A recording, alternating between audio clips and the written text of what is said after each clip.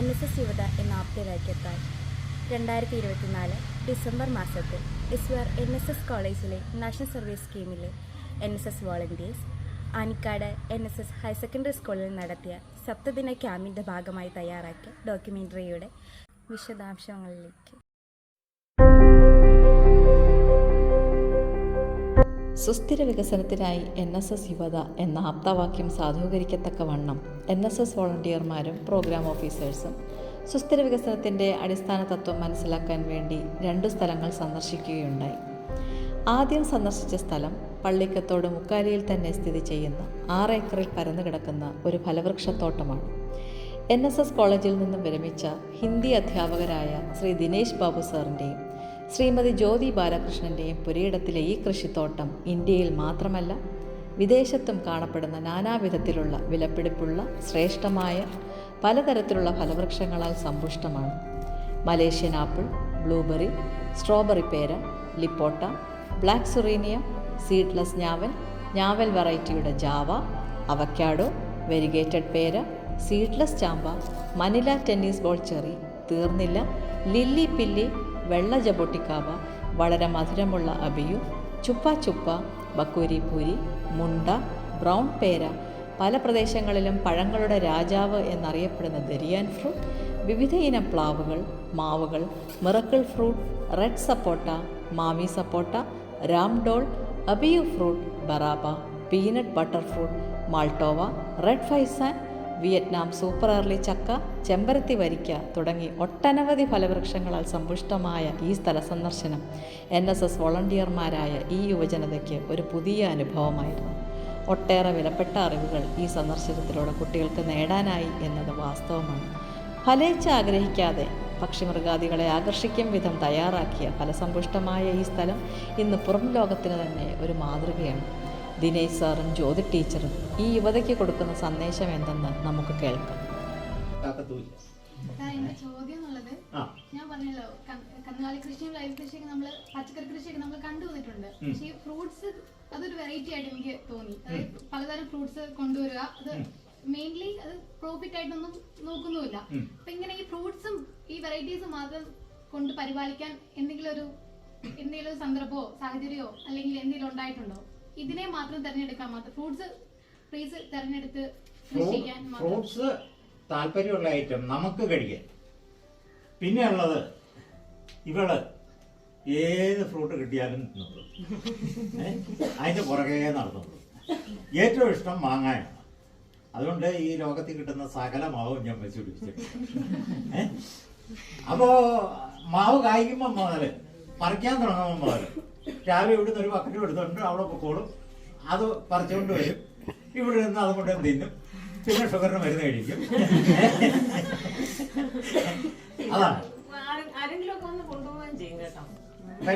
ഏത് സീസണിലാണോ വരുന്നത് അന്നേരം ഉള്ളതെന്ന് എല്ലാ ഐറ്റംസും എനിക്ക് ഇഷ്ടമാണ്. കണ്ണിമാങ്ങ അച്ചാറ്, കടുമാങ്ങ അച്ചാറ്, പിന്നെ മീൻ കറിയുടെ കൂടെ വെക്കുന്ന മാങ്ങ, അതെല്ലാം ഭയങ്കര ഇഷ്ടമാണ്. കാരണം എനിക്ക് മാവിനോട് ഭയങ്കര താല്പര്യം. പിന്നെ ഈ പറഞ്ഞ നടുതല എന്ന് പറയത്തില്ലേ, കിഴങ്ങ് വർഗ്ഗങ്ങൾ, അത് നമുക്ക് ഇഷ്ടം പോലെ ഉണ്ട്.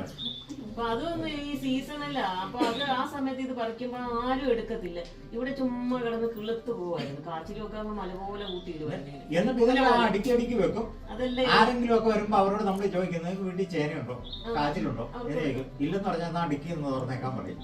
നമ്മള് കൊണ്ടടുക്കിയിൽ കയറ്റി വെച്ചു കൊടുക്കും. ഇങ്ങനെയൊക്കെ ബാക്കി കിടക്കുന്നത് കിടന്ന് കിളുത്ത് പോയി. അവസാനം ഇപ്പൊ അതെല്ലാം നമുക്ക് ആവശ്യമുള്ള പോയി കടയിൽ നിന്ന് മേടിക്കും കുറച്ച് പോലെ. മുമ്പേ പറഞ്ഞതുപോലെ നമുക്ക് ഇൻട്രസ്റ്റ് ഉള്ള ഒരു ഫീൽഡ് തെരഞ്ഞെടുത്ത് നമ്മൾ അതിലോട്ട് ഇറങ്ങുവാണെങ്കിൽ അത് കുറച്ച് ഹോബിയാണ് ശരിക്കും. രൂപ മരുന്നിന് കൊടുത്താൽ മതി, ആശുപത്രി കൊടുത്താൽ മതി. ഇൻട്രസ്റ്റ് ഉള്ള ഫീൽഡ് ആയിരിക്കണം. പൂർണ്ണമായിട്ടും അതിലോട്ട് അങ്ങ് ഇറങ്ങിയാൽ ഒരുപാട് അസുഖങ്ങൾക്ക് ഉള്ള മരുന്നാണ്. പിന്നെ ആഗോളതലങ്ങളിലെ ഫലവൃക്ഷങ്ങളുടെ പ്രാധാന്യങ്ങൾ എന്താണ്? ഫലവൃക്ഷങ്ങളുടെ പ്രാധാന്യം എന്ന് പറയുന്നത് നമുക്ക് അങ്ങനെ പ്രത്യേകിച്ച് പറയാൻ പറ്റില്ല. പറ്റില്ല എന്ന് പറഞ്ഞാല് പലരും പല ഗുണങ്ങൾ പറയും. നമുക്ക് ഇൻട്രസ്റ്റ് ഉള്ള സാധനങ്ങൾ അതിൽ നല്ലത് നോക്കി. ഇപ്പോ സാന്തോൾ സ്വീറ്റ് സാന്തോൾ എന്നും പറഞ്ഞൊരു തൈ ഞാൻ വെച്ചെടുത്തു. അത് തണലിനും നല്ലതാണ്, നല്ല ഫ്രൂട്ടുമാണ് എന്നും പറഞ്ഞാണ് നേഴ്സറിക്കാരെന്ന്. ഒരു 7 വർഷം കഴിഞ്ഞപ്പോൾ കായ്ച്ചു. ഒരു ഇത്രയും വലിപ്പമുണ്ട് അതിൻ്റെ കായ്ക്ക്. ഒരു ക്രിക്കറ്റ് ബോൾ പോലെ ഇരിക്കും, പുറം ഒരു സ്പോഞ്ച് പോലെ. അത് കാണാൻ ഭയങ്കര ഷോ. മുറിച്ചു കഴിഞ്ഞപ്പം പുളി കാരണം ഒരു കഷ്ണം പോലും വായിലോട്ട് പോകും. തരുന്നവരിങ്ങനെ പലതും പറയും, അത് പിന്നെ JCB കയറ്റി പറിച്ചു. അപ്പോ ആഗോളതലത്തില് ഇതിനൊക്കെ പ്രാധാന്യം ഉണ്ടോന്ന് വെച്ചാൽ വിപണി കണ്ടെത്തി കൊടുക്കുമ്പം നമ്മള് ഗ്രാമപ്രദേശത്ത് നമുക്ക് അതിനുള്ള വിപണി സൗകര്യം ഒന്നുമില്ല. അപ്പൊ അങ്ങനെ വരുമ്പോ അത് ഇതെല്ലാം എക്സ്പോർട്ട് ചെയ്ത് വിടാനൊക്കെ ഉള്ള സൗകര്യം ഉണ്ടെങ്കിൽ 1000 രൂപ. നമ്മളിത് കൊച്ചിയിലൊക്കെ കൊണ്ടു കൊടുത്ത്. പിന്നെ ഇത് സ്ഥിരം പരിപാടി ആയിരിക്കണം. ഇപ്പോ കഴിഞ്ഞ പ്രാവശ്യം ഇവിടെ റംബൂട്ടാൻ ഒത്തിരി കായ്ച്ചു കഴിഞ്ഞപ്പോ ഞാൻ ചുമ്മാ ഇങ്ങനെ ഓർത്തു മരുമോനെ കുറെ അയച്ചു കൊടുത്തേക്കാം. അവൻ ഹൈദരാബാദിലാണ്. അപ്പൊ ഞാനൊരു 4 കിലോ പറിച്ച് പിന്നെ നല്ലതുപോലെ പാക്ക് ചെയ്ത് DTDC കൊറിയർ കൊണ്ട് കൊടുത്തു. അവിടെ കൊണ്ടുവന്നപ്പോൾ ഈ 4 കിലോ അയക്കാൻ 2900 രൂപ എക്സ്പ്രസ് കൊറിയറാണ്. അപ്പോൾ ഫ്ലൈറ്റിന് തന്നെ പോകും. അപ്പോൾ അയാൾ തന്നെ എന്നോട് ചോദിച്ചു, എന്താ സാറേ ഈ 4 കിലോ ഇത് അവിടെങ്ങാനും വല്ല സൂപ്പർ മാർക്കറ്റിൽ നിന്നും മേടിച്ചാൽ പോലെ ഇത്രയും കാശ് കളഞ്ഞിട്ട് ഇത് അയക്കേണ്ട കാര്യമുള്ളൂ. ഞാൻ പറഞ്ഞു, എന്നാലും അതൊക്കത്തില്ല, എൻ്റെ വീട്ടിലുണ്ടായതാണ്, അതവൻ കഴിക്കട്ടെ എന്നാണ്. ഇവിടെ നിന്ന് അയച്ചിട്ട് കണക്കനുസരിച്ചാണ് പിറ്റേ ദിവസം കിട്ടണം ഫ്ലൈറ്റിന് പോകുന്നത്. പിറ്റേ ദിവസം ഇവനെ വിളിച്ചു. അന്നേരം ഇവൻ പറഞ്ഞു വന്നില്ല. അതിൻ്റെ പിറ്റേ ദിവസം വിളിച്ചപ്പോഴും വന്നില്ല. അപ്പം ഞാൻ ഈ DTDC കൊറിയറിൽ ചെന്ന് അന്വേഷിച്ചു. അപ്പോൾ എന്നോട് പറഞ്ഞു, സാറ് വീട്ടിലോട്ട് പോകും, ഞാൻ അന്വേഷിച്ച് പറയാവുന്നത്. അയാൾ കുറേ കഴിഞ്ഞപ്പോൾ ഇത് റിസീവ് ചെയ്തിരിക്കുന്നതിൻ്റെ ഒരു ഫോട്ടോ കോപ്പി റിസീവ് ചെയ്തിരിക്കുന്നത് അവിടുത്തെ വാച്ച്മാനാണ്. അപ്പോൾ ആ വാച്ച്മാൻ അന്ന് 2 കൊറിയർ കൈപ്പറ്റിയിട്ടുണ്ട്, ഇതാണ് അതിൻ്റെ ഡീറ്റെയിൽസ് എന്നും പറഞ്ഞിട്ടുണ്ട്. മോൻ അവിടെ ചെന്ന് നോക്കിയപ്പോൾ അയാളുടെ മുറിയിൽ കട്ടിലിൻ്റെ അടിയിൽ ഇതിരിപ്പുണ്ട്. എടുത്തുകൊണ്ടത് പൊട്ടിച്ചപ്പോൾ എല്ലാം ചെയ്യും. അപ്പോൾ ഫ്രൂട്ടാണ്, ഇതിനധികം നേരമില്ല. അന്നേരം തന്നെ ഇത് അയക്കാനും അവിടെ ഇത് സ്വീകരിക്കാനും ഒക്കെ ആൾക്കാരും ഒക്കെ ഉണ്ടെങ്കിൽ മാത്രം നടക്കും. നമ്മുടെ നാട്ടിൻപുറത്തുള്ള ഒരു കുഴപ്പമെന്ന് വെച്ചാൽ ഇതിന് വിപണി കണ്ടെത്താൻ നമുക്ക് ബുദ്ധിമുട്ടാണ്. ടൗണുകളിലൊക്കെ സൂപ്പർ മാർക്കറ്റുകളിലും ഒക്കെ ഇപ്പോൾ ലുലു പോലെയുള്ള റിലയൻസ് പോലെയുള്ളതൊക്കെ കൊണ്ടു കൊടുക്കണം. പക്ഷെ നമ്മൾ ഇവിടുത്തെ റിലയൻസിൽ ചോദിച്ചാലോ മോറിലൊക്കെ ചോദിച്ചാലോ അവരെടുക്കത്തില്ല. അവർക്കറിയത്തില്ല അതിനെക്കുറിച്ച്, അവരെങ്ങനെ എടുക്കുന്നതെന്നൊക്കെ. അവരുടെ വേറെ ആൾക്കാരൊക്കെ അവിടെ കൊണ്ടു കൊടുക്കും, അല്ല ഇവർ ഡയറക്റ്റ് എടുക്കുന്നതല്ല.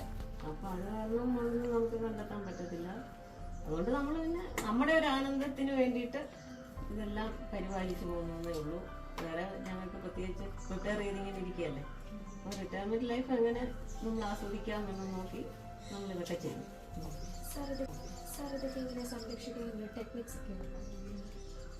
പ്രത്യേകിച്ച് ടെക്നിക്കൊന്നും ഇല്ല മക്കളെ. ഡെഡിക്കേഷൻ വേണം, നല്ല ഡെഡിക്കേഷൻ. പിന്നെ വെള്ളം അത് സമയാസമയം വളം കണക്കിനിടുവാണെങ്കിൽ രാസവളം വർഷത്തിൽ 2 പ്രാവശ്യം, ജൈവവളം 1 പ്രാവശ്യം. ഈ 1 പ്രാവശ്യം എടുക്കുക എന്ന് പറഞ്ഞാൽ 3-4 കൊട്ട ചാണകം കൊണ്ടിടണം. അപ്പോൾ ചാണകം ഇട്ട് കഴിയുമ്പോൾ കള കയറും അതുപോലെ. അപ്പോൾ ഈ കള പറിച്ചു കളയണം. പിന്നെ വെള്ളം ഒഴിക്കണം. ഡെഡിക്കേഷൻ, അതിനോടൊരു ഇൻട്രസ്റ്റ്. അതാണ് ഫുൾ ടൈം നമ്മൾ ഇതിന്റെ കൂട്ടത്തിൽ നിൽക്കണം. മഴക്കാലമായി കഴിയുമ്പോൾ ഫംഗസ് വരും, ഫംഗിസൈഡ് അടിക്കണം. ഏതെങ്കിലും കയറിയിട്ടുണ്ടെങ്കിൽ ആ കമ്പ് മുറിച്ച് കളയണം. അങ്ങനെ ഫുൾ ടൈം ഇതിന്റെ കൂട്ടത്തിൽ നമ്മൾ നിൽക്കണം. ഈ ഫുൾ ടൈം നിൽക്കുക എന്ന് പറയുമ്പോൾ അത് തന്നെയാണ് ഞാൻ മുമ്പേ പറഞ്ഞത്. ഒരു കുഞ്ഞിനെ നമ്മൾ അങ്ങനെ വളർത്തിക്കൊണ്ട് വരുന്നു, അതേ രീതിയിൽ വളർത്തിയെടുക്കണം. ഇതിനെ ശ്രദ്ധിച്ചാലേ എന്തെങ്കിലും പ്രയോജനമുള്ളൂ, അല്ലാതെ ഒരു പ്രയോജനം. പിന്നെ ഇന്നിപ്പോ കുറെ അധികം വൃക്ഷങ്ങളും ഫലങ്ങളും, അപ്പം ഇതിലേറ്റവും മികച്ചത് എന്ന് ചോദിക്കുന്നത് എങ്ങനെയാണ്, ഏത് ആസ്പെക്റ്റിലാണ് ചോദിക്കുന്നത്? സാമ്പത്തികമാണോ അതോ ടേസ്റ്റ് ആണോ? ടേസ്റ്റിൽ പലതുണ്ട്, പല ഇതുണ്ട്. നമുക്ക് ഇഷ്ടപ്പെടുന്ന ടേസ്റ്റുകളുള്ള പല ഫ്രൂട്ട്സും ഉണ്ട്. പിന്നെ സപ്പോട്ട, പിന്നെ ഞാൻ പറഞ്ഞ മാങ്ങ, ചക്ക അങ്ങനെയുള്ളതുണ്ട്. പിന്നെ അബിയു, പിന്നെ ചെറിയ തന്നെ പല ഇനമുണ്ട്, പേരയ്ക്ക പല ഇനമുണ്ട്. അതെല്ലാം നമുക്ക് ഇഷ്ടപ്പെടുന്ന എല്ലാ വെറൈറ്റീസും ഒരുപാട് ഇനമെന്നാണ്. ഇപ്പൊ മാവെന്ന് പറയുന്നത് ഒരു 10-20 വെറൈറ്റി, സപ്പോട്ട എന്ന് പറയുന്നത് 5-6 വെറൈറ്റി. വെറൈറ്റി എന്ന് പറഞ്ഞാൽ ബനാന സപ്പോട്ടയുണ്ട്, റെഡ് സപ്പോട്ടയുണ്ട്, ബ്ലാക്ക് സപ്പോട്ടയുണ്ട്, വൈറ്റ് സപ്പോട്ടയുണ്ട്, മാമി സപ്പോട്ടയുണ്ട്. മാമി സപ്പോട്ട എന്നൊക്കെ പറഞ്ഞാൽ 1.5-1.25 കിലോ വരും ഒരു സപ്പോട്ട. കണ്ടു വാങ്ങിച്ചത്, കണ്ടിട്ട് വാങ്ങിയതാണ്. അപ്പൊ ഈ 1.25 കിലോ ഉള്ള വലിയ ഇത്രയും വലിപ്പമുള്ള സപ്പോട്ടയാണ് അത് കട്ട് ചെയ്ത് വരുമ്പോൾ നല്ല റെഡ് കളറ്, നല്ല ടേസ്റ്റ്. പക്ഷെ അതൊക്കെ നമ്മുടെ ഇവിടെ വരുന്ന ടൈം ആയതുകൊണ്ട് ഇതിൻ്റെ ഏതായാലും ഇത് ബഡ് ചെയ്യണം, ഏതേ ബഡ് ചെയ്താലും ഇത് പിടിക്കുക എന്നാർക്കും അറിയത്തില്ല. അതുകൊണ്ട് കുരു ഇട്ട് കിളിപ്പിച്ചത് ഇതൊക്കെ കിട്ടത്തുള്ളൂ. അതൊക്കെ മേളിൽ ഇരിപ്പുണ്ട്. അങ്ങനെ അതുകൊണ്ട് ഇന്ന് വെച്ചാൽ നമുക്ക് പറയാൻ പറ്റത്തില്ല, എല്ലാം അതിൻ്റെതായിട്ടുള്ള രീതിയിൽ. പിന്നെ ഇപ്പൊ നമ്മുടെ ഇവിടെ സാധാരണ കാണുന്ന ഐറ്റം ഒക്കെ ആണെങ്കിൽ വലിയ കെയറൊന്നും ഇല്ലാതെ, എന്ന് പറഞ്ഞാൽ മാവ്, പ്ലാവ് അങ്ങനെയുള്ള ഐറ്റം ഒക്കെ ആണ് വലിയ കെയർ ഇല്ലാതെ പറ്റിക്കും. പുതിയ പുതിയ ഐറ്റം വരുമ്പോൾ അതിന് നല്ല ശ്രദ്ധ കൊടുക്കണം, പണി കൂടുതൽ, സമയത്ത് ഫംഗിസൈഡ് അടിക്കണം, അങ്ങനെയൊക്കെ. അല്ല അതിന്റെ ഫംഗസ് വന്നിട്ട് അതിന്റെ തടി അങ്ങനെ. ഇത് നഷ്ടമാണോ എന്ന് ചോദിച്ചാൽ നഷ്ടമായിട്ട് ഞാൻ കണക്കാക്കും. ഇനി ഇങ്ങനെ ഒരു സംരംഭം തുടങ്ങാനുള്ള അതിന്റെ പ്രചോദനങ്ങൾ കാരണം രണ്ടുപേരും ഇപ്പൊ പറഞ്ഞു റിട്ടയർഡ് ആയിട്ടുള്ള ഹിന്ദി കോളേജ് പ്രൊഫസേഴ്സ് ആണ്. അപ്പൊ ഇങ്ങനെ ഒരു ഫീൽഡിലേക്ക് എത്താനുള്ള അതിന്റെ ഒരു റീസൺ ഫീൽഡിലോട്ട് വരാനുള്ള ഇതെന്ന് പറയുന്നത് പറമ്പുണ്ട്, ഇത് ഏതാണ്ട് 6 ഏക്കർ. പണ്ടുകാലം മുതൽ കൃഷിയിൽ ഞങ്ങൾക്ക് താല്പര്യമുണ്ട്. അച്ഛൻ്റെ അമ്മയുടെ ഒക്കെ കാലം മുതൽ തന്നെ പശുക്കളും ആടും കൃഷി എല്ലാം ഉണ്ട്. ഇവിടെ അച്ഛൻ കൃഷി ഓഫീസറായിരുന്നു. അഗ്രികൾച്ചർ ഓഫീസറായിരുന്നു അച്ഛൻ. അപ്പോൾ അച്ഛൻ ഇതുപോലുള്ള വലിയ മരങ്ങളല്ല, അച്ഛന് പച്ചക്കറി കൃഷിയോടാണ് കൂടുതൽ താല്പര്യം. ആ താല്പര്യമൊക്കെയാണ് ഞങ്ങൾക്ക് 2 കൂടുതലും കിട്ടിയിരിക്കുന്നത്. പാരമ്പര്യമായിട്ട് കിട്ടിയ ഒരിതാണ്. ഇപ്പോൾ എൻ്റെ അനിയൻ താമസിക്കുന്നുണ്ട് ഇവിടെ തൊട്ടടുത്ത്. അവന് തെങ്ങും തൈയാണ്. അപ്പോൾ പുരയിടം കംപ്ലീറ്റ് തെങ്ങും തൈ വെച്ച് ഇതിനെക്കാട്ടിലെല്ലാം കഷ്ടപ്പാടാണ്. കൊമ്പഞ്ചല്ലിയും ചെമ്പഞ്ചല്ലിയും എല്ലാം ഉണ്ടല്ലോ. അപ്പോൾ അതിൻ്റെ എല്ലാം കവിളിൽ കയറ്റി പ്ലാസ്റ്റിക് നെറ്റ് മുട്ടും കുത്തിക്കയറ്റി വെക്കുക. അപ്പോൾ വണ്ട് പോയി അതിനകത്ത് മുട്ടും കുടുങ്ങിക്കിടക്കും. കുറേ ആകുമ്പോൾ അതിനെ പെറുക്കി കളയുക, മരുന്നൊഴിക്കുക. അതങ്ങനെ ഞങ്ങളെല്ലാം ഇതിൽ താല്പര്യം ഉള്ളത് കൊണ്ട് ഇങ്ങനെ അങ്ങ് പോകുന്നു എന്നുള്ളത്. പ്രത്യേകിച്ച് ഈ ഏരിയയിലുള്ളവർക്ക് കൃഷിയോട് കൂടുതൽ താല്പര്യമാണ്. പിന്നെ ഈ കാലാവസ്ഥ വ്യതിയാനവും ഈ മണ്ണിന്റെ ഗുണനിലവാരവും വൃക്ഷങ്ങളുടെ പരിപാലനത്തെ എങ്ങനെ ബാധിക്കും? അത് നല്ല രീതിയിൽ ബാധിക്കുന്നുണ്ട്. കാലാവസ്ഥാ വ്യതിയാനം വരുമ്പോൾ തന്നെ നമുക്ക് ഇപ്പം മഴ കിട്ടാതെ വരുമ്പോൾ നമുക്ക് ഭയങ്കര ബുദ്ധിമുട്ടാണ്. വെള്ളത്തിൻ്റെ പ്രശ്നം വരുന്നുണ്ട്. പിന്നെ ഒരുപാട് മഴയായി കഴിയുമ്പോഴത്തേക്ക് പല വൃക്ഷങ്ങളിലും ഫംഗസ് ബാധിച്ചിട്ട് പോകാറുമുണ്ട്. കാലാവസ്ഥാ വ്യതിയാനം ആണ്. പിന്നെ മണ്ണിൻ്റെ എന്ന് പറയുമ്പോൾ ഇവിടെ ജൈവവളം വെള്ളവും ഒക്കെയാണ്.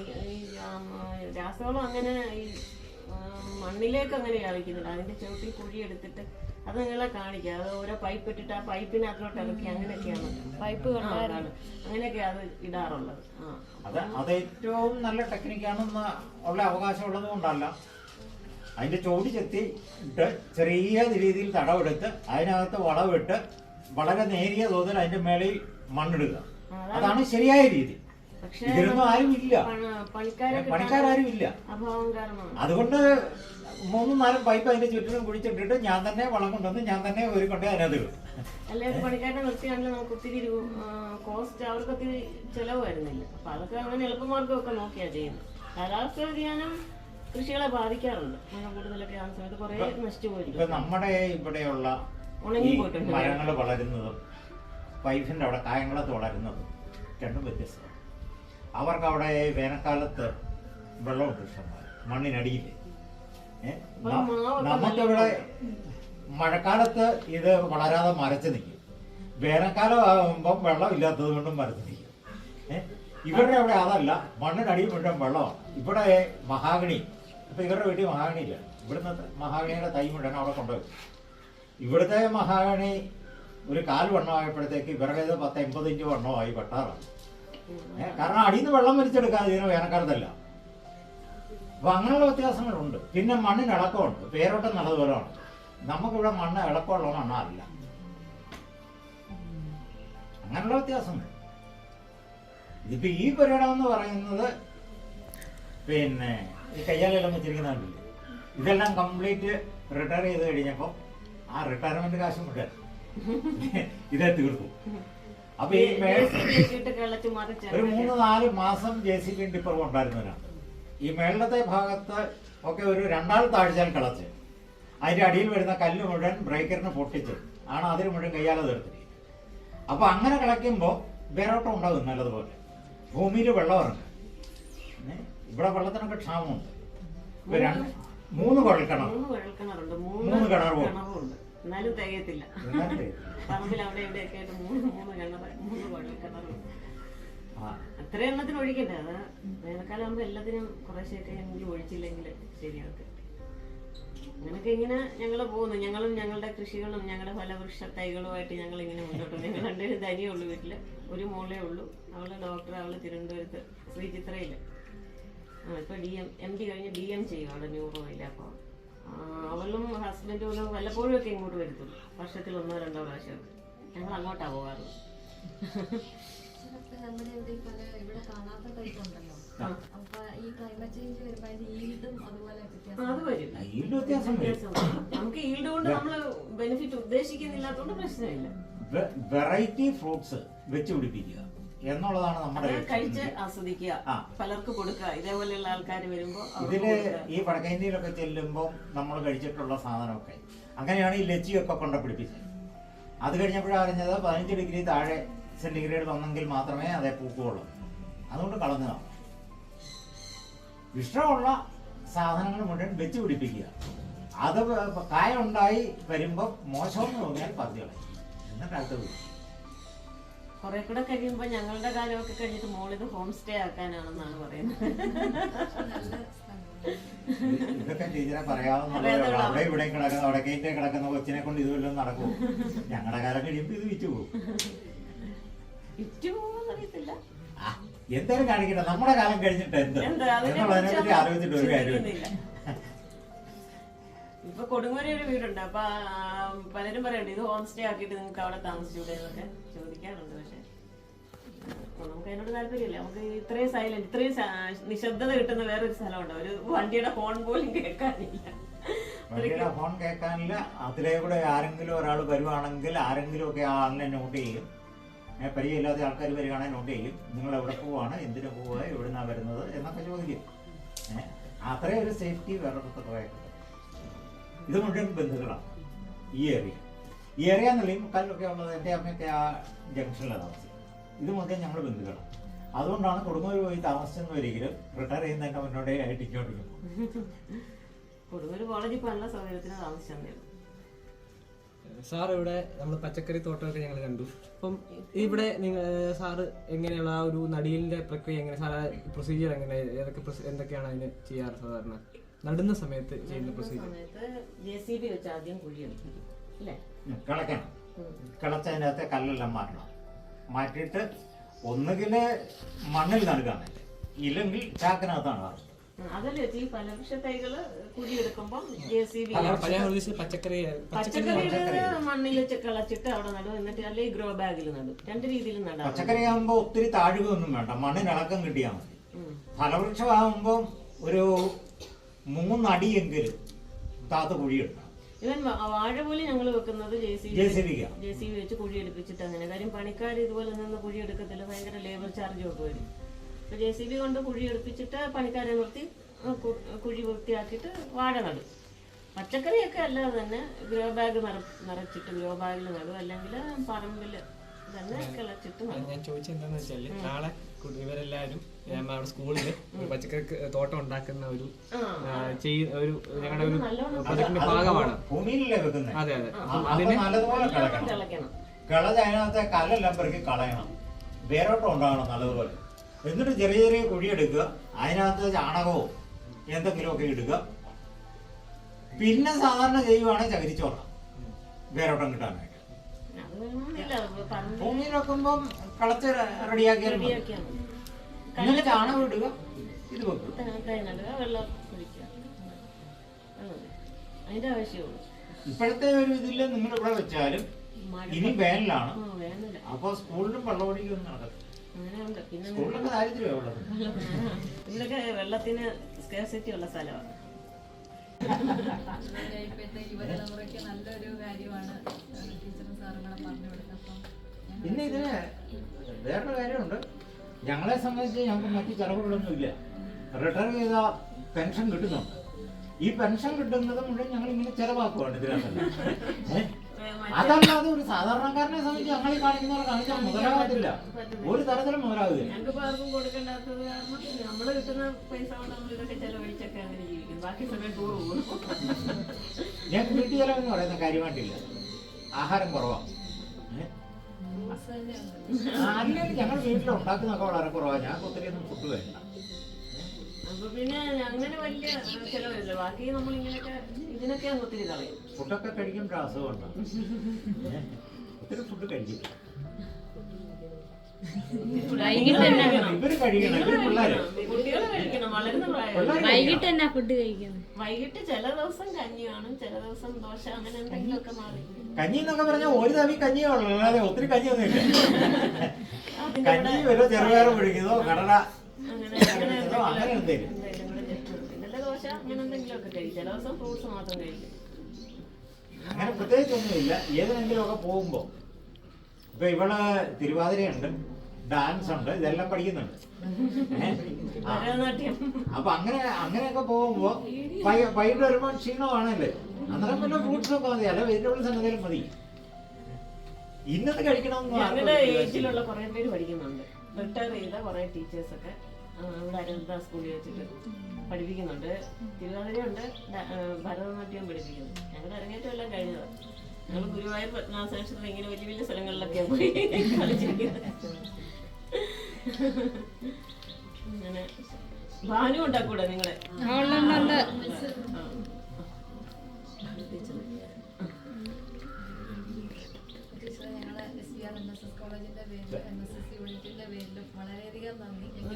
നിങ്ങൾ ഇവിടെ വന്ന് ഇതെല്ലാം കണ്ടത് ഞങ്ങൾക്ക് ഭയങ്കര സന്തോഷമുണ്ട്. ഇങ്ങനെ ഒരു ഗ്രൂപ്പ് ഇവിടെ വന്നല്ലോ എന്നുള്ള ഭയങ്കര, പലരും വരാറുണ്ട് ഇവിടെ, പലരും സന്ദർശിക്കാറുണ്ട്.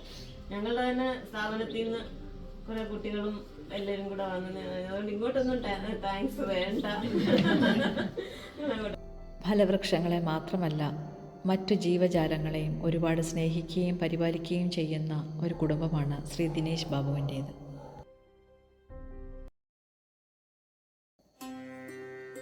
രണ്ടായിരത്തി 22 കേരളത്തിലെ മികച്ച സംരക്ഷക കർഷകനുള്ള കേരള സർക്കാരിൻ്റെ ജൈവ വൈവിധ്യ പുരസ്കാരം കരസ്ഥമാക്കിയ ശ്രീ ഹരി വിജയകുമാർ നടത്തുന്ന മഹാലക്ഷ്മി ഗോശാലയിലേക്കുള്ള സന്ദർശനമായിരുന്നു അടുത്തത്. സുസ്ഥിര വികസനത്തിൻ്റെ 17 നിയമങ്ങളിൽ 7 സാധൂകരിക്കത്തക്ക വിധമുള്ള ഒരു ഫാം ഹൗസ്. അതാണ് പള്ളിക്കത്തോട് കുറുങ്കുടിയിൽ സ്ഥിതി ചെയ്യുന്ന മഹാലക്ഷ്മി ഗോശാല. ഇന്ത്യയിൽ കാണപ്പെടുന്ന 38 ഇനം പശുക്കളിൽ 18 എണ്ണത്തിനെയും നമുക്കിവിടെ കാണാൻ സാധിക്കുന്നുണ്ട്. തമിഴ്നാട്ടിൽ ജല്ലിക്കെട്ടിന് ഉപയോഗിക്കുന്ന കങ്കയം കാള, ഗുജറാത്തിൽ കാണപ്പെടുന്ന സിംഹത്തിനോട് പോലും പോരാടുന്ന ഗിർ പശു, കാസർഗോഡ് ഡ്വാർഫ്, രാജസ്ഥാനിൽ കാണപ്പെടുന്ന സാഹിവാൾ പശു, തൂവെള്ള കളറുള്ള തഞ്ചാവൂർ കൃഷ്ണ, വെച്ചൂർ പശു, ഏറ്റവും സുന്ദരി എന്നവകാശപ്പെടുന്ന താർപാർക്കർ, മഹാരാഷ്ട്രയിൽ കാണപ്പെടുന്ന ധിയോണി, ഇന്ത്യയിലെ തന്നെ ഏറ്റവും വലിയ പശു എന്നവകാശപ്പെടുന്ന കങ്കരാജ്, തിരുവിൽവാമല വിൽവാദ്രി, റെഡ് സിന്ധി, ചെറുവള്ളി പശു, വെച്ചൂർ കാള, സ്വർണ്ണ നിറമുള്ള കണ്ണുകളുള്ള സ്വർണ്ണക്കപില മുതലായ വിവിധ ഇനം പശുക്കളെ നമുക്കിവിടെ കാണാൻ സാധിക്കുന്നതാണ്. പശുക്കൾക്ക് സ്വസ്ഥമായ അന്തരീക്ഷം നൽകുവാൻ വേണ്ടി ദിവസം മുഴുവനും ഗോശാല സംഗീതാത്മകമായി നിലനിർത്തിയിരിക്കുന്നു. സസ്റ്റൈനബിൾ ഡെവലപ്മെൻറ്റ് അഥവാ സുസ്ഥിര വികസനത്തിന് പാലിക്കുന്ന ഒട്ടനവധി കാര്യങ്ങൾ നമുക്കിവിടെ കാണുവാൻ സാധിക്കുന്നുണ്ട്. ഈ ഗോക്കളിൽ നിന്നും ഔഷധ ഗുണമുള്ള പാല് ഉൽപ്പാദിപ്പിക്കുക മാത്രമല്ല, പലതരത്തിലുള്ള പാലുൽപ്പന്നങ്ങളും ഇവിടെ നിർമ്മിക്കുന്നുണ്ട്. ഈ പശുക്കളുടെ ചാണകത്തിനും പ്രത്യേകതയുണ്ട്. യാതൊരു വിധത്തിലുള്ള ദുർഗന്ധവും ഇവിടെ നിന്നും വമിക്കുന്നില്ല എന്നത് തന്നെയാണ് അതിൻ്റെ പ്രത്യേകത. ഗോമൂത്രവും ചാണകവുമെല്ലാം നേരെ കൃഷിയിടത്തിലേക്ക് വിടുകയും അവിടെ ഫലഭൂയിഷ്ടമായി കൃഷിയും ചെയ്യുന്നുണ്ട് ശ്രീ ഹരി വിജയകുമാർ. ഭിത്തിയിൽ അടിച്ചിരിക്കുന്ന ചാണകത്തിൽ നിന്നുമുണ്ടാക്കിയ ആൻറ്റി ബാക്ടീരിയൽ പെയിൻറ്റ് ഏവരുടെയും ശ്രദ്ധയാകർഷിച്ചു. ചാണകത്തിൽ നിന്നും ഉണ്ടാക്കിയ ഭസ്മം, ഡിഷ് വാഷ് പൗഡർ, സാമ്പ്രാണി, ചാണകവരടി, വിവിധ ജൈവവളങ്ങൾ, ജൈവ കമ്പോസ്റ്റ് തുടങ്ങിയ അനവധി ജൈവ പ്രോഡക്ട്സും ഇവിടെ ഉൽപ്പാദിപ്പിക്കുന്നുണ്ട്. മാത്രമല്ല ചാണകത്തിൽ നിന്നും കറണ്ട് ഉൽപ്പാദിപ്പിക്കാനുള്ള ശ്രമവും ഇവിടെ നടക്കുന്നു. അടുക്കളയിലേക്ക് ആവശ്യമുള്ള ഗ്യാസ് ഉൽപ്പാദിപ്പിക്കാനുള്ള ബയോഗ്യാസ് പ്ലാന്റും നമുക്കിവിടെ കാണാം. ചുരുക്കത്തിൽ ഈ വീട്ടിൽ പുറത്തുനിന്നും പച്ചക്കറികളൊന്നും തന്നെ വാങ്ങുന്നില്ല. എല്ലാവിധത്തിലും സസ്റ്റൈനബിൾ ഡെവലപ്മെൻറ്റ് എങ്ങനെയെല്ലാമാണ് ചെയ്യേണ്ടത് എന്ന് ലോകത്തിന് കാണിച്ചു കൊടുക്കുകയാണ് പ്രകൃതിയെ ഒരു വിധത്തിലും ദ്രോഹിക്കാതെ പ്രകൃതിയോട് സൗഹൃദം സ്ഥാപിച്ച് കേരള സർക്കാരിൻ്റെ മികച്ച സംരക്ഷക കർഷകനുള്ള അവാർഡ് വാങ്ങിയ ശ്രീ ഹരി വിജയകുമാർ. ഗോശാല സന്ദർശിച്ച ഓരോ NSS വോളണ്ടിയർമാർക്കും ഇതൊരു പുതിയ അനുഭവം തന്നെയായിരുന്നു.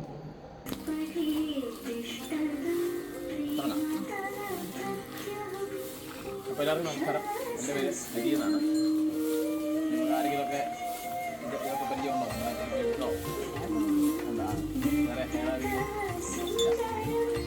മഹാലക്ഷ്മി ഗോശാല എന്നാണ് നമ്മൾ തുടക്കത്തിൽ പേരിട്ട ഒരു ഗോശാലയായിട്ട്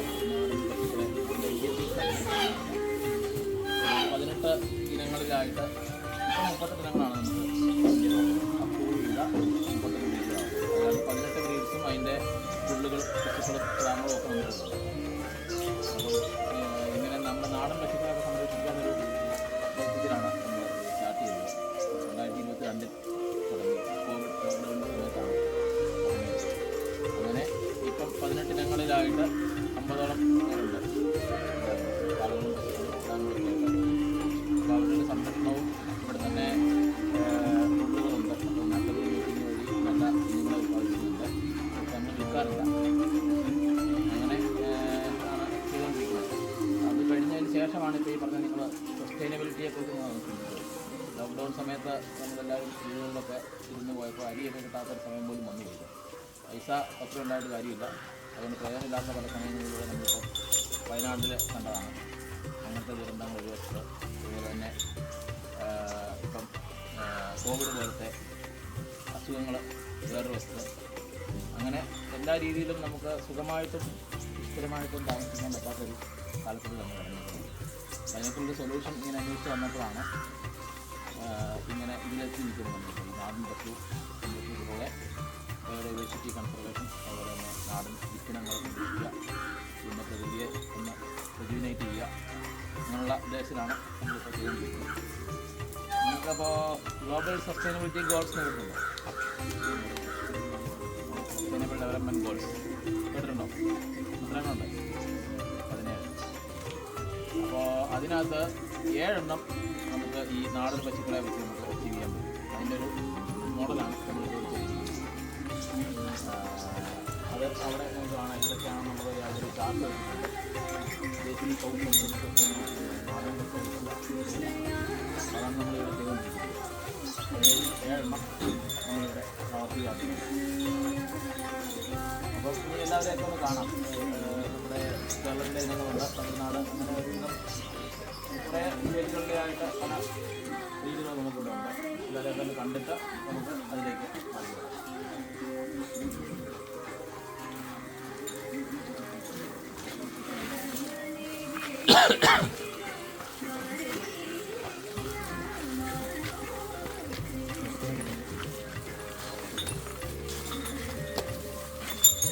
ഇത് നമ്മുടെ തമിഴ്നാടിൻ്റെ ഒക്കെ ജല്ലിക്കെട്ടതാണെന്നല്ലോ, അതിൻ്റെ പശുവാണിത്. കങ്കയം എന്ന് പറയുന്ന ഇനമാണ്. ഇന്ത്യൻ ബ്രീഡ്സിൽ ഏറ്റവും ശക്തിയുള്ള ബ്രീഡ്സാണ് കങ്കയം. അവരുടെ ഹൈറ്റൊക്കെ നോക്കിയത് കാലൊക്കെ നല്ല മസിൽ ഉള്ള കാലുകളും ഈ ഹൈറ്റൊക്കെ നിസ്സാരമായിട്ട് ചാടിക്കയറി പോയി ചാടി ഇറങ്ങുകയൊക്കെ ചെയ്യും. ഇതിൻ്റെ പശുക്കളെ പോലും നിലവിടാനും വണ്ടി വലിക്കാനും ഉപയോഗിക്കുന്ന ഈ ഒരു ഇനം മാത്രമേ ഉള്ളൂ. കാളകളെ കൂടാതെ പശുക്കളെ അത്രയും ആരോഗ്യമുണ്ട്. ഇത് ഗീർ, നമ്മുടെ ഗുജറാത്തിലെ ഗീറാണ്. ഗീർ എന്ന് പറഞ്ഞ സ്ഥലത്തിൻ്റെ പ്രത്യേകത എന്താ? സിംഹങ്ങളുള്ള വനമേതാ? ഗീർ വനം. അപ്പോൾ ഗീർ വനങ്ങളിൽ സിംഹം ഉള്ളതുകൊണ്ട് ആ സിംഹങ്ങളൊക്കെ ആയിട്ട് ഏറ്റുമുട്ടാനാണ് ഇവർക്ക് ഇങ്ങനെ ഒരു ശരീരഘടന കൊടുത്തേക്കുന്നത്. ഇവർ ഇടിച്ചാണ്, ഇവരുടെ മസ്തകത്തിനാണ് ബലം. അപ്പോൾ കുത്തുകയല്ല, ഇവർ ഇടിച്ചാണ്. ഇതിൻ്റെ കൊമ്പുകൾ ഇങ്ങനെ വരും, വലിയ കൊമ്പാവും. ഇതിപ്പോൾ ഒരു 4 വയസ്സാകുന്നേ ഉള്ളൂ. ആ വലുപ്പമൊക്കെ വരുന്ന ഇത് നമ്മുടെ കാസർഗോഡ് 27 പ്രസവിച്ച് 33 വയസ്സുള്ള പശുവുണ്ടായിരുന്നു. അതാണ് നമ്മുടെ ഈ ഹൈബ്രിഡ് ഇനങ്ങളൊക്കെ ഉള്ള വ്യത്യാസം. അതാണ് ഇവർക്ക് വരുന്നത്. മറ്റേത് വെറും പാലിന് വേണ്ടി മാത്രം ഉള്ള നമ്മൾ വികസിപ്പിച്ചെടുത്ത വിദേശയിനം പശുക്കളാണ് ഈ HF ജേഴ്സി എന്നൊക്കെ പറയുന്നത്. ശരിക്കും ആ പാല് നമ്മൾ ഉപയോഗിക്കരുത്. ഇപ്പോൾ ഡോക്ടേഴ്സൊക്കെ പറയുന്നത് അത് തന്നെയാണ്, പാൽ ഉപയോഗിക്കരുതിന് ഒന്നും കാര്യമല്ല. A1 മിൽക്ക് എന്ന് പറയുന്നത്. A1 മിൽക്ക് എന്ന് പറഞ്ഞാൽ A1 ബീറ്റാ കസീൻ എന്ന് പറയുന്ന പ്രോട്ടീനാണ് ആ പാലിൽ. അത് ക്യാൻസറസാണ്, ടോക്സിക്കാണ്. തന്നെയല്ല നമുക്ക് ദഹിപ്പിക്കാൻ പറ്റാത്ത പ്രോട്ടീൻ. അപ്പോൾ അതിങ്ങനെ അക്യുമുലേറ്റ് ചെയ്ത് അടിഞ്ഞു കൂടിക്കൊണ്ടിരിക്കും നമ്മൾ ഉപയോഗിക്കുന്നത്. അപ്പോൾ ക്യാൻസർ, പിന്നെ കുട്ടികൾക്ക് ഓട്ടിസം, അങ്ങനത്തെ പ്രശ്നങ്ങളൊക്കെ ഉണ്ടാകുന്നത് ആ പാല് ഉപയോഗിച്ചാണ്. ഇവരുടെ പാലിൽ എന്ന് പറഞ്ഞാൽ A2 മിൽക്കാണ്. A2 മിൽക്ക് എന്ന് പറഞ്ഞാൽ നമ്മുടെ അമ്മമാരുടെ മുലപ്പാലിൽ ഉപയോഗിക്കുന്ന പാലാണ്. A2 ബീറ്റാ കസീൻ വരുന്ന പ്രോട്ടീനാണ് അമ്മമാരുടെ മുലപ്പാലിലുള്ളത്, ഇവരുടെ പാലിലുള്ളത്. അപ്പോൾ ഈ പാലില്ലാത്ത അമ്മമാരുടെ കുഞ്ഞുങ്ങൾക്ക് കൊടുക്കാൻ കൊണ്ടുപോകാറുണ്ട്. ചെറിയ ന്യൂബോൺ ബേബീസിന് വരെ ഈ പാല് കൊടുത്ത് വളർത്തുന്ന കുട്ടികളുണ്ട്.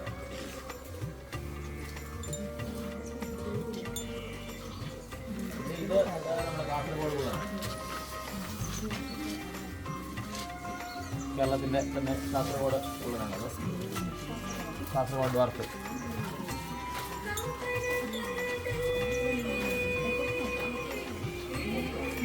ഇത് സഹിവാൾ എന്ന് പറയും, രാജസ്ഥാനിലുള്ളതാണ്.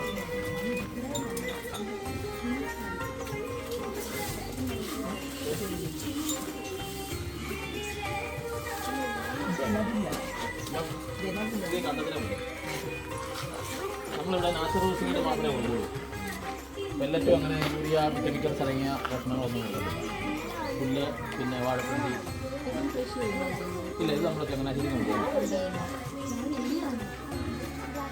പിന്നെ ഇത് തഞ്ചാവൂർ കൃഷ്ണയാണ്. കൃഷ്ണ പശുവിന് പറയുന്നത് തഞ്ചാവൂർ കൃഷ്ണൻ. ആ, എല്ലാം ഉണ്ട്. ഇത് കൺവീലും ഉൾപ്പെടെ എല്ലാം വൈറ്റാണ്.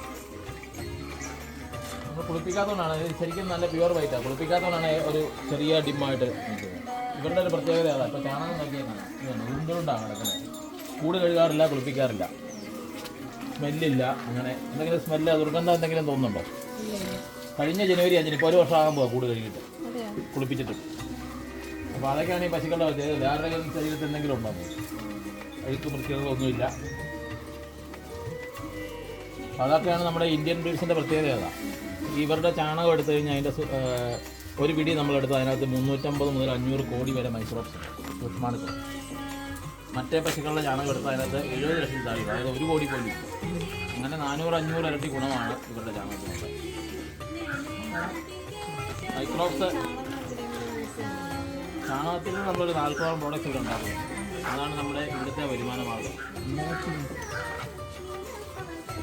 പാല് അല്ല, ചാണകമാണ് വരുമാനം. പാലെന്ന് പറയുന്നത് ശരിക്കും ഇവരുടെ കുട്ടികൾക്കുള്ളതാണ്. നമ്മൾ എടുക്കുന്നുള്ളൂ. അപ്പോൾ കുട്ടികളെ നല്ലത് കുടിപ്പിക്കും. ചാണകത്തിൽ നിന്ന് ഭസ്മം ഉണ്ടാക്കുന്നുണ്ട്, ഡിഷ് വാഷ് പൗഡറുണ്ട്, പിന്നെ ഈ ധൂപ് അഗർബത്തിയൊക്കെ ഇല്ലേ, പിന്നെ വരളികളുണ്ട്, പിന്നെ വളങ്ങൾ ഒരു 30 ടൈപ്പിന് മുകളിൽ വളങ്ങളുണ്ട്. അത് കാണാം, അവിടെ ഉണ്ട്. ഇത് നമ്മുടെ വെച്ചൂര്, കോട്ടയത്തിൻ്റെ നീരാണ് വെച്ചൂര്.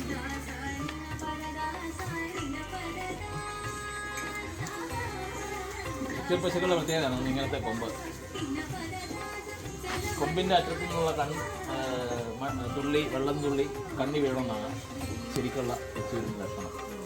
പിന്നെ അവരുടെ കുളമ്പ്, ഈ കണ്ണുമ്പത്തെ സ്ഥലങ്ങളിൽ ഇവിടെ കൂടുതൽ, അതുകൊണ്ട് കുളമ്പിന് വീതി കൂടുതലാണ്. ഇത് 2 അമ്മയും മകളുമാണ്. കുളമ്പിന് വീതിയുണ്ട്. മറ്റേ പശുക്കളുടെ പരന്നായിരിക്കും, ചെറുതാണെങ്കിലും വീതിയുണ്ട്. അപ്പോൾ ഈ കണ്ടത്തിലൊക്കെ ഇറങ്ങി നിന്ന് കഴിക്കാൻ ഉള്ള, പിന്നെ പൊക്കം കുറവാണ്. ഒരു 90 സെൻറ്റിമീറ്റർ വരെയൊക്കെ ഹൈറ്റ് വരുള്ളൂ. ഇതിനൊക്കെ നമ്മൾ 60 സ്ഥലത്ത് കൃഷി കൊണ്ടുവന്നിട്ടുള്ള മിക്കവാറും എല്ലാവരും അങ്ങനെയാണ്. ആ ഉണ്ട്, ഓൺലൈനുണ്ട്. ഞാൻ തരാം ഡീറ്റെയിൽസ് തരാം. ഇതും കാസർഗോഡ് പോകാനാണ്. ഇവരെയൊക്കെ അങ്ങോട്ട് ബിരിയാണി ഉണ്ടാക്കാൻ കൊണ്ടുപോയിക്കൊണ്ടിരിക്കുന്ന സമയത്ത് നമ്മൾ പിക്കപ്പ് എന്ന് രക്ഷിച്ച് കൊണ്ടുവന്നതാണ്. ഞാൻ കാണുമ്പോൾ ഇത് കുഞ്ഞാണ്, പാല് കുടിച്ചുകൊണ്ട് പോകാം. ഞാൻ കാലിൽ കൂടെ പാൽ ഒഴുകുന്നുണ്ട്.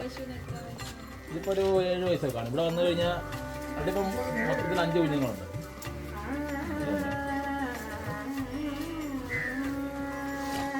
പിന്നെ ഇവിടെ ഇത്രേ ഉള്ളൂ, 90 സെൻറ്റിമീറ്റർ വരെ. അവിടെ നിൽക്കുന്ന വെച്ചിട്ട് അവിടെ കുഞ്ഞുങ്ങളുടെ കൂടെ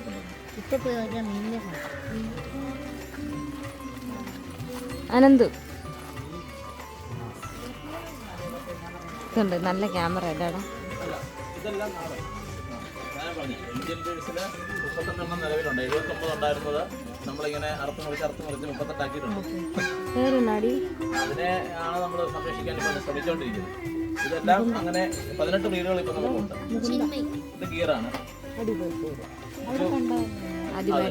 കോള് വരുന്നുണ്ട്. ഇത് ഈ പറഞ്ഞില്ല, 10 വയസ്സ് വരെ പ്രഗ്നൻ്റ് ആകാതെ ഇത് നമ്മൾ അവിടെ നിന്ന് കൊണ്ടുവന്ന് അവർ അറക്കാൻ കൊടുത്തിട്ട് നമ്മൾ അവിടെ നിന്ന് രക്ഷിച്ചുകൊണ്ടെന്ന് 11ാമത്തെ വയസ്സിൽ ഇപ്പോൾ പ്രഗ്നൻ്റാണ് ട്രീറ്റ് ചെയ്യുന്നത്. പിന്നെ അതൊക്കെ ഈ പ്രഗ്നന്റ് ആകുന്നതിന് വേറെ ട്രീറ്റ്മെന്റ് നമ്മൾ ചെയ്യും. പിന്നെ പുള്ളുകളുള്ളതുകൊണ്ട് ആർട്ടിഫിഷ്യലായിട്ട് ചെയ്യുമ്പോഴാണ് ഇൻസമിനേഷൻ ചെയ്യുമ്പോഴാണ് സക്സസ് ആകാതെ പോകുന്നത്. പുള്ളുകളുണ്ടെങ്കിൽ നമ്മൾ അവരുടെ കൂടെ വിട്ട് കഴിഞ്ഞാൽ ഒരു 99% സക്സസ് ആവും. പിന്നെ എന്തെങ്കിലും ഉണ്ടെങ്കിൽ നമ്മൾ ടെസ്റ്റ് ചെയ്തിട്ട് അതിനെ സപ്ലിമെന്റ്സ് ഒക്കെ ചെയ്യാനുള്ള ഫെസിലിറ്റി ഒക്കെ ഉണ്ട്. എല്ലാവരുടെയും 7 ഒക്കെ അവൈലബിൾ ആണ്. ഈ ബ്രീഡ്സിൻ്റെ എല്ലാം ഇപ്പോൾ അവൈലബിൾ ആണ്. NDDBയുടെ ഉണ്ട്, നാഷണൽ ഇതിൻ്റെ ഉണ്ട്. പിന്നെ അല്ലാതെ പ്രൈവറ്റ് ആയിട്ട് ചെയ്യുന്നവരും ഉണ്ട്. നോർത്ത് ഇന്ത്യയിലൊക്കെ ഉണ്ട്. അവിടെ നമ്മൾ വരുത്തിയിട്ട് ഇതാണ് താർ പാർക്കർ എന്ന് പറയുന്നത്. നമ്മുടെ ശ്രീകൃഷ്ണൻ്റെ കൂടെ കാണുന്ന പശുവാണിത്. താർ പാർക്കർ. താർ മരുഭൂമിയില്ലേ, ശ്രീകൃഷ്ണൻ്റെ പടത്തിലും ഇതിലൊക്കെ കാണുന്ന പശുവാണിത്. അതൊക്കെ ഉണ്ടാക്കാം.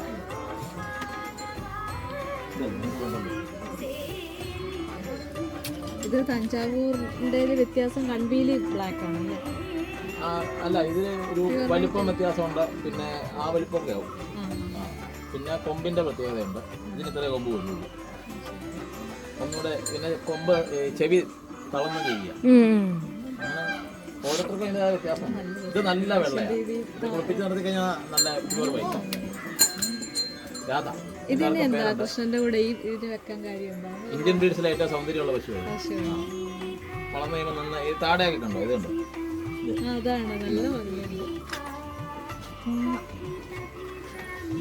രാധ എന്നാണ് പേരിട്ടിരിക്കുന്നത്. ഇല്ല, കുതിരയ്ക്കുന്ന ആരുമില്ല.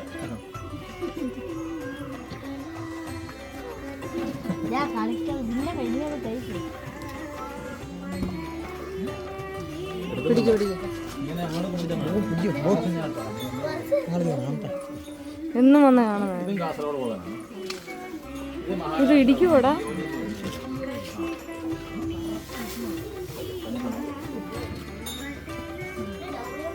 ഇതാണ് നമ്മുടെ ഇന്ത്യൻ ബ്രീഡ്സിലെ ഏറ്റവും വലിയ ഇതൊന്ന് പിടിച്ചേ. കാങ്കരസ്.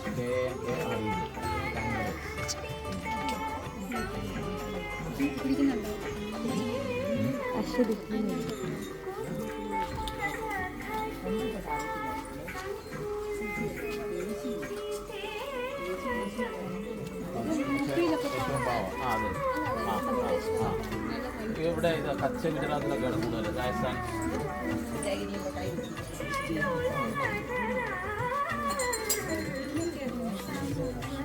ഇതിനെ നമ്മളിവിടെ ചെങ്ങന്നൂർ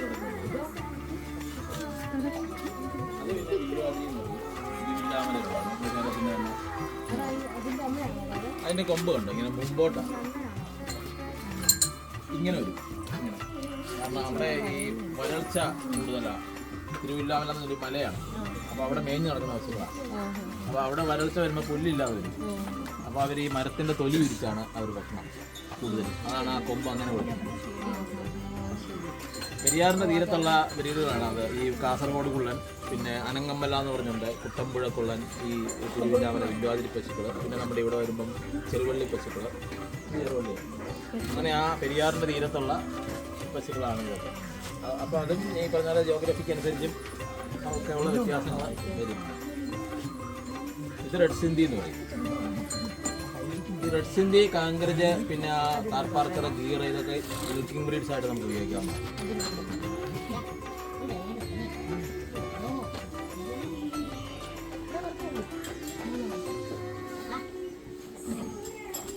ഇത് കൃഷ്ണവാലി, കർണാടക കൃഷ്ണവാലി. ചെറുതല്ലേ? ഇത് നമ്മുടെ സാധാരണ ഇത് ചെറുവള്ളി. മുണ്ടൊക്കെ കോട്ടയത്തിൻ്റെ ബ്രീഡുകളാണ്. വെച്ചൂര്, ചെറുവള്ളി. അത് ചെറുവള്ളി. ഇങ്ങനെ എസ്റ്റേറ്റ് വഴി മേഞ്ഞ് നടന്ന് അങ്ങനെ. ഇതെല്ലാം പിന്നെ കാളകളുണ്ട്. അതുപോലെ പുള്ളികളാണ്. ഇത് വെച്ചൂരാണ്.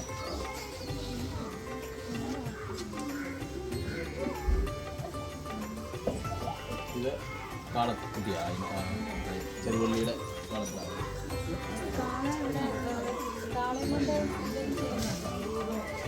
ഇല്ല, നിലവിലില്ല.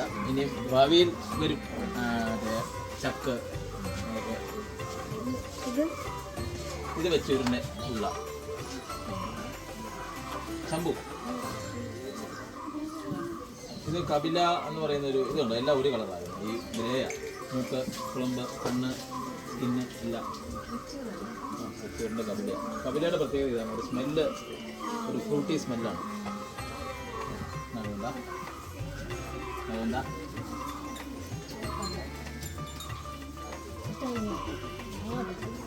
പിന്നെ മക്കൾ അവിടെ കുറേ പേരുണ്ടോ? ഇത് ഗീറിൻ്റെ പിള്ള. ആ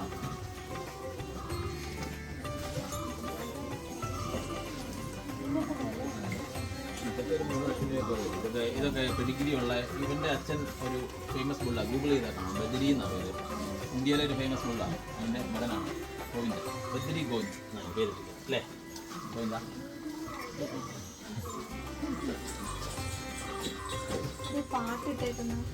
പാട്ട് നമുക്ക് കേൾക്കാം, ഇവർക്ക് കേൾക്കാം. മൊത്തത്തിൽ ഒരു പോസിറ്റീവ്. പിന്നെ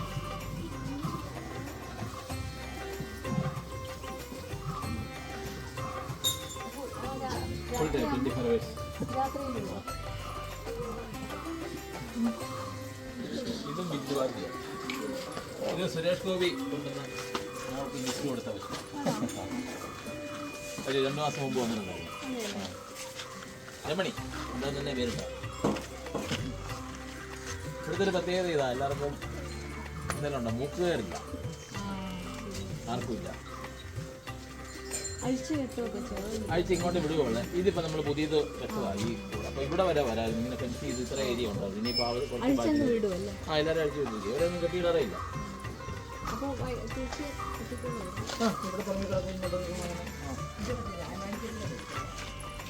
ഇതും കപിലയാണ്, സ്വർണ്ണ കപിലയാണ്. ഇത് കണ്ണ് ഉൾപ്പെടെ എല്ലാം ബ്രൗണ്. ഇതിപ്പോൾ 13-14 വയസ്സുണ്ടായിരുന്നു. കേശി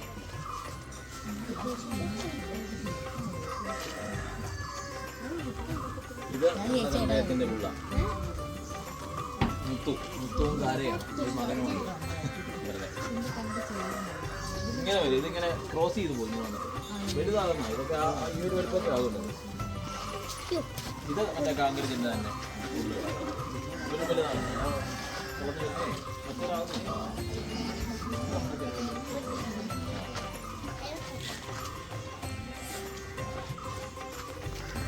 ഇതാണ് ചാണകത്തിൻ്റെ. ഇതിപ്പോൾ കൂട്ടി വെച്ചിരിക്കുന്ന ഇതിൽ നിന്ന് പൊടിഞ്ഞു പോയതാണ്. ഇങ്ങനെ ഇരിക്കും. ഇത് മണമുണ്ടോന്നു. ഇതാണ് കേട്ടോ, ഇങ്ങനെയാണ് ഇവരുടെ ചാണകം വരുന്നത്. മറ്റേ പശുക്കളെ പോലെ അളിഞ്ഞ് വീഴത്തില്ല, ദുർഗന്ധമില്ല, മണത്ത് നോക്കിയാൽ പോലും മണമില്ല. അത് കുഴപ്പമില്ല. പിന്നെ അത് വെച്ചിങ്ങനെ ഇതിവിടെ കമ്പോസ്റ്റ്, നമ്മൾ ബയോ കമ്പോസ്റ്റ് ഉണ്ടാക്കുന്നതാണ്. കരിയിലകളെല്ലാം തൂത്ത് കൂട്ടി ഇതിനകത്ത് മുറ്റമടിക്കുന്നതൊക്കെ. എന്നിട്ട് അതിന് കുറച്ച് ചാണകമിട്ട് സ്ലറിയും തളിച്ചിടും. ഒരു 30-40 ദിവസം ആകുമ്പോഴത്തേക്ക് നമുക്ക് നല്ല തേയില പോലെ പൊടിഞ്ഞ് കിട്ടും. അതെ, ഈ ചാണകവും കരിയിലയും ചാണകമാണ് എല്ലാം അടിവളമായിട്ട് ഉപയോഗിക്കാൻ പറ്റുന്ന ഒറ്റ സാധനമുള്ളൂ ചാണകം. വേറെ ഇതുവരെ ഒന്നും കണ്ടുപിടിച്ചിട്ടില്ല. അതുപോലെ കുട്ടികളുടെയൊക്കെ ബ്രെയിൻ സെൽസിനെ ആക്ടിവേറ്റ് ചെയ്യാൻ ഉള്ള ഏക സാധനം ഈ നാടൻ പശുക്കളുടെ നെയ്യാണ്. അപ്പം അത് വേറെണ്ണം കണ്ടുപിടിച്ചിട്ടില്ല.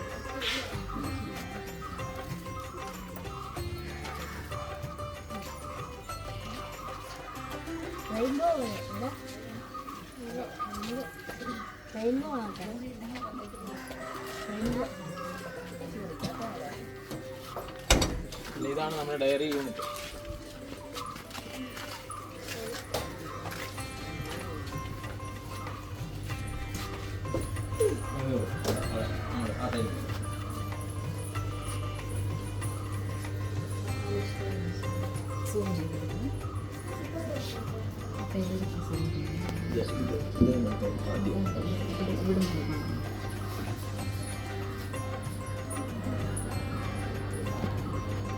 ഇതാണ് milk test report. Standardised value ഇതാ. 4.5% ഫാറ്റ് വേണം, 8.5 SNF വേണം. ഇതൊക്കെ മിൽമ പാലൊക്കെയാണ്. രണ്ട് ഇവർ പാലിക്കുന്നില്ല, ഗവൺമെൻറ്റാണ്. പക്ഷേ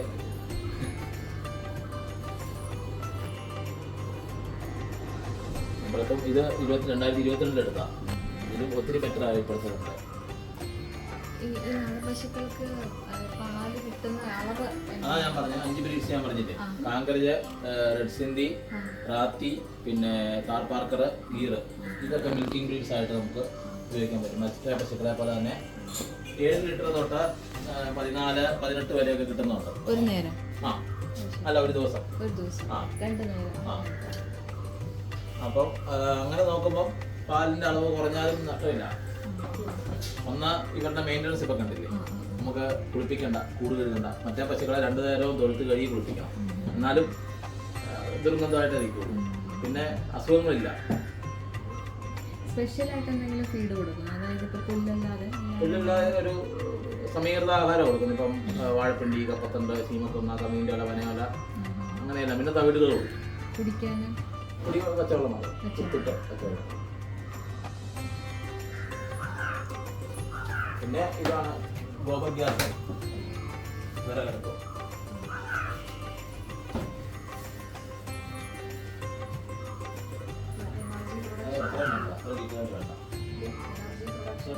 ഇപ്പം ഇലക്ട്രിസിറ്റി ഉൽപ്പാദിപ്പിക്കാൻ പോകുന്നുണ്ട്.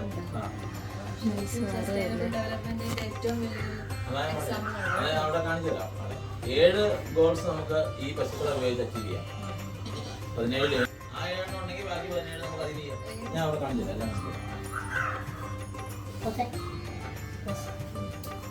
ഇന്നത്തെ ഇത് കടയുന്നത് അത് പഴയത്, ഇത് പുതിയത്. ഇപ്പം മോട്ടറൈസ്ഡ് ആണ്. ഇപ്പം എല്ലാവരും ഈ ക്രീം എക്സ്ട്രാക്ട് ചെയ്യുള്ളൂ. പാല് നേരെ കൊണ്ടുപോയിട്ട് അതിന് ക്രീം എക്സ്ട്രാക്ട് ചെയ്ത് അത് കുറേ അടിക്കുന്നില്ല, ഫെർമെൻറ്റേഷൻ നടക്കുന്നില്ല. അതുകൊണ്ടാണ് മണമില്ല, ഗുണമില്ല ഇപ്പം കിട്ടുന്നതിന്. എന്നിട്ട് ആ പാല് കഞ്ഞിവെള്ളം പോലെയാവും.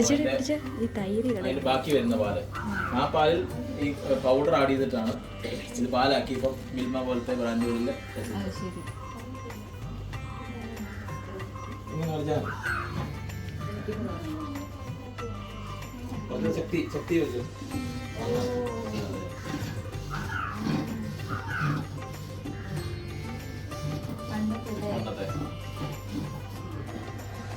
ഇതൊക്കെ ഇങ്ങനെ ചെയ്ത് കഴിയുമ്പം യൂട്രസിനൊക്കെ ബലം വരും, നടുവിനൊക്കെ മാറും, കൈക്ക് എക്സസൈസ് വരും, അരകല്ലും ഒക്കെ. ഇതൊന്നും ഉപയോഗിക്കാത്തതാണ് ഇപ്പോൾ എല്ലാവർക്കും ഈ പ്രഗ്നൻസിയുടെ പ്രശ്നങ്ങളും ഒക്കെ കൂടുതലായിട്ടും വരുന്നത്. അതുപോലെ ഈ ഉടലൊലക്ക ഇതൊക്കെ നല്ല എക്സസൈസാണ്.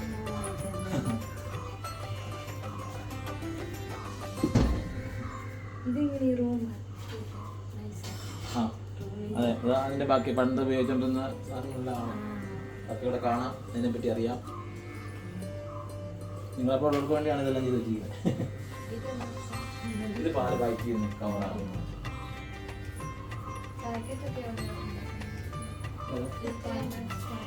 ഇത് നമ്മൾ കോയമ്പത്തൂരിൽ നിന്നൊക്കെ വരും. ഇതൊക്കെ ഉപ്പിലിട്ടത് പഴയ രീതിയിലെല്ലാം ചെയ്യുന്ന. പിന്നെ ഇങ്ങനെ മിൽക്കിൻ്റെ പ്രോഡക്ട്സ് ആയിട്ട് ഇതെല്ലാം ഉണ്ട്. പഴമ വിട്ട പുതിയതിലേക്ക് പോകേണ്ട കാര്യമില്ല എന്നാണ് നമ്മൾ പറയുന്നത്. പഴയതിനെ എല്ലാം ഉച്ചയ്ക്കല്ലേ ഇപ്പം ചെയ്യുന്നത്. പഴയ ആളുകളെ അതെ, പഴയ ആളുകളെയും വേണ്ട, അവർ പറയുന്ന കാര്യങ്ങളും വേണ്ട, അവർ ചെയ്തിരിക്കുന്നതും വേണ്ട. അതുകൊണ്ടാണ് നമ്മളിപ്പോൾ സസ്റ്റൈനബിലിറ്റി അന്വേഷിച്ച് നടക്കേണ്ടി വരുന്നത്.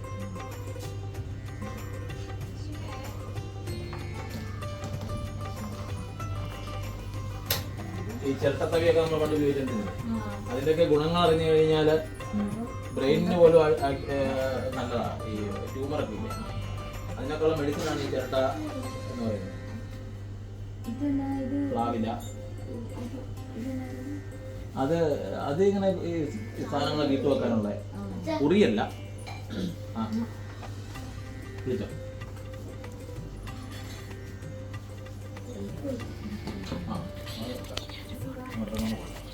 ഇതാണ് നെയ്യുടെ. ഒന്ന് മണമില്ല, കെമിക്കലില്ല, പിന്നെ antibacterial, antifungal properties എല്ലാം ഉണ്ട്. ഇത് നമ്മൾ രാജസ്ഥാനിൽ നിന്ന് വരുത്തിയതാണ്. അവിടെ ചെയ്യുന്നുണ്ട്. സസ്റ്റൈനബിലിറ്റി ഒന്നും വേണ്ടെന്നില്ല, എല്ലാവരും ആശ്രയിക്കുകയാണ്. നല്ലൊരു മണം. വേസ്റ്റ് കിട്ടിയാലും നമ്മൾ കഴിക്കും.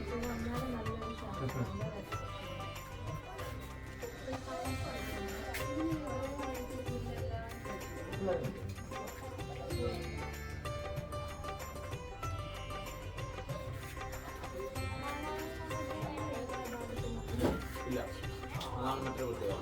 പിന്നെ നമ്മൾ ഈ തലോടുമ്പോൾ ഒരു വാഴ്ച പോലെ സാധനം കഴുകി പറ്റും. അതാണ് ഇവരുടെ ഒരു പ്രൊട്ടക്റ്റീവ് ലെയർ. അത് നമ്മൾ ഉരച്ച് തേച്ച് കഴുകി കുളിപ്പിച്ച് കഴിയുമ്പോഴാണ് ഇവർക്ക് ഇമ്മ്യൂണിറ്റി കുറയുന്നതും ഈ ഈച്ചകളുടെയൊക്കെ കൂടുതൽ പ്രശ്നങ്ങൾ കുറയും. സർ, ഇങ്ങനെ ഒരു ഗോക്കളെ വളർത്തുക എന്നൊരു ഉദ്ദേശം എങ്ങനെയാണ് മനസ്സിൽ തോന്നിയത്? അത് ഞാൻ നേരത്തെ പറഞ്ഞു. നമ്മൾ കോവിഡിൻ്റെ സമയത്ത് ഭക്ഷണം കിട്ടാത്തൊരു സമയം വന്നില്ലേ, പൈസയുള്ള 5 ലക്ഷം രൂപ സാലറി മേടിക്കുന്ന ആളുകൾ ഇവിടെ വന്ന് ചക്ക ഒരെണ്ണം തരാമെന്ന് എനിക്ക് വന്നിട്ടുണ്ട്. ഹസ്ബൻഡും വൈഫൂടെ 5 ലക്ഷം രൂപ സാലറി ഒരു മാസം. അപ്പോൾ അങ്ങനെ ഒരു അവസ്ഥ ഇനി എപ്പോഴും ഉണ്ടാകാം. ഇനി എങ്ങനെയായിരിക്കും അത് ഉറപ്പായല്ലോ. പ്രകൃതി ദുരന്തങ്ങൾ ഇപ്പോൾ ഇന്നൊരു ന്യൂസ് കണ്ടതാണ്. ഹിമാലയൻ പർവ്വതം 13 മുതൽ 33 മീറ്റർ വരെ ഒരു വർഷം ഉരുകുന്നുണ്ട്. അത് കൂടിക്കൂടി വരുള്ളൂ, ഞാൻ കുറേ എത്തില്ലെന്നാണ്.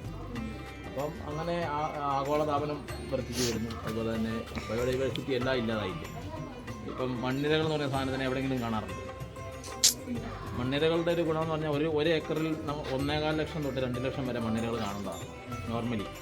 രാസവളം പ്രയോഗിക്കാത്ത മണ്ണാണ്. അവരപ്പോൾ അടിയിൽ നിന്നുള്ള ഈ വളങ്ങളൊക്കെ ഈ നൈട്രേനും ഫോസ്ഫറസും ഒക്കെ കൊണ്ടുവന്നാണ് മുകളിൽ ഡെപ്പോസിറ്റ് ചെയ്യും. ഒരു ഹോൾ ഉണ്ടാക്കി വരും, കൊണ്ടുവന്ന് മുകളിൽ ഡെപ്പോസിറ്റ് ചെയ്യും, തിരിച്ച് വേറെ ഹോളിൽ കൂടി തിരിച്ച് പോകുന്നത്. അതേ ഹോളിൽ കൂടെ തന്നെയല്ല. അപ്പം ഒരു 2 ലക്ഷം ഹോൾ ഒരു ഏക്കറിൽ ഉണ്ടാകാമെന്ന് പറഞ്ഞാൽ അത്രയും സുഷിരങ്ങൾ അവിടെ വീണ് കഴിയുമ്പം ഈ വാട്ടർ ഹോൾഡിംഗ് കപ്പാസിറ്റി കൂടും. സ്പോഞ്ച് പോലെയാകും മണ്ണ്. പിന്നെ വേരോട്ടം കൂടും.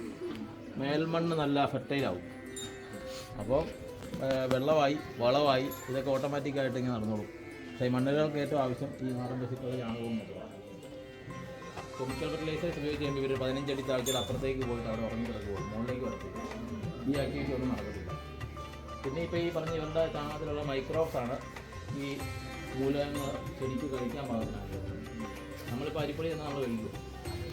പുട്ടുണ്ടാക്കിയാലും ഇഡ്ഡലി ഉണ്ടാക്കിയല്ലേ കഴിക്കുന്നത്. എന്ന് പറഞ്ഞാൽ ചെടിക്ക് അത് ഭക്ഷണം പാകം ചെയ്യാൻ പാകത്തിന് കൺവേർട്ട് ചെയ്ത് കൊടുക്കുന്ന പണിയാണ് ഈ മൈക്രോബ്സ് ചെയ്യുന്നത്. അപ്പോൾ എത്രയും കൂടുതൽ മണ്ണിലുണ്ടോ അത്രയും കൂടുതൽ ചെടിക്ക് ഭക്ഷണം കിട്ടും. അതാണിപ്പോൾ ഈ കാണുന്ന പച്ചപ്പെന്ന് പറയുന്നത്. കുമ്പളങ്ങി, മത്തങ്ങയൊക്കെ മുകളിലുണ്ട്. തേങ്ങ വീടുന്നല്ലേ മത്തങ്ങ. കൃഷി ഇപ്പം ഞാൻ പറഞ്ഞല്ലേ, നമ്മൾ organic certification government of India organic എന്ന് പറഞ്ഞ സർട്ടിഫിക്കേഷൻ. അപ്പോൾ അതുകൊണ്ട് എല്ലാം മിക്സഡായിരുന്നു. അതുകൊണ്ട് ഇനി എല്ലാം ഓർഡറിലാക്കാൻ വേണ്ടി പാലിന് തുടങ്ങാൻ എല്ലാം എടുത്ത് കളഞ്ഞിട്ട് ഇത് മാത്രമേ ഉള്ളൂ. ഇതൊക്കെ ഇഞ്ചി, മഞ്ഞൾ, കസ്തൂരി മഞ്ഞളൊക്കെ അവിടെ നിൽക്കുന്നത്. അതിനൊന്നും വളം ചെയ്തിട്ടേ ഇല്ല. ഇവിടെ നിന്നുള്ളത് ഒഴുകി ചെല്ലുന്നൊക്കെ ഉള്ളൂ. കേടില്ല, ഒരു കേടുമില്ല. ഈ ചീരയൊക്കെ ആണെങ്കിൽ 3 പ്രാവശ്യം വെള്ളം എടുക്കാം. നമുക്കൊരു പെസ്റ്റിസൈഡോ വളവോ പ്രയോഗിക്കേണ്ട. ഈ ഗോമൂത്രത്തിന് ഭയങ്കര ഔഷധ ഗുണം ഉണ്ടെന്ന് പറയുന്നത്. ഗോമൂത്രത്തിൻ്റെ 11 പേറ്റന്റ് അമേരിക്കയുടെ കയ്യിൽ തന്നെയുണ്ട്. ഗോമൂത്രം പ്ലസ് നമ്മുടെ ഹെർബൽ മെഡിസിനൽ കോമ്പോസിഷൻസ് ജർമ്മനിയുടെ കയ്യിലുണ്ട്, ചൈനയുടെ കയ്യിലുണ്ട്, ഫ്രാൻസിൻ്റെ കയ്യിലുണ്ട്. നമ്മുടെ ഇവിടെ ചീത്ത വിളിക്കാൻ ചാണകവും മൂത്രമൊക്കെ ഉപയോഗിക്കും. അതാണ് പ്രത്യേകത. നല്ല പശുക്കളും കാളകളും ഒക്കെ അവിടെയാണ്. ഇപ്പോൾ ഈ ഗീർ പശുവിനെ ഇവിടുന്ന് ബ്രസീലിൽ നിന്ന് ഇങ്ങോട്ട് ഇമ്പോർട്ട് ചെയ്യുന്നുണ്ട്. അതിൻ്റെ സെമൻ 40 ലിറ്റർ വരെ പാല് കിട്ടുന്ന. നമ്മളിവിടെ 7 ഞാൻ പറഞ്ഞത് നല്ല പശുക്കളൊക്കെ അവിടെ ആയിപ്പോയി. വില എങ്ങനെയാണ് സാറേ? എന്ന് വെച്ചാൽ നാടൻ പശുക്കളുടെ പാലിൻ്റെ വിലയെക്കാട്ടിലും നാടൻ പശുക്കളുടെ പാല് നമ്മൾ കൊടുക്കുന്നത് 130 തൊട്ട് 150 രൂപ വരെ കൊടുക്കും ഒരു ലിറ്റർ. മറ്റേ പശുക്കളുടെ എത്ര 30-38. അപ്പം 4 പാല് കിട്ടിയാലും നഷ്ടമില്ല. പിന്നെ ഈ അഡീഷണൽ ആയിട്ട് ഈ കിട്ടുകയല്ലേ.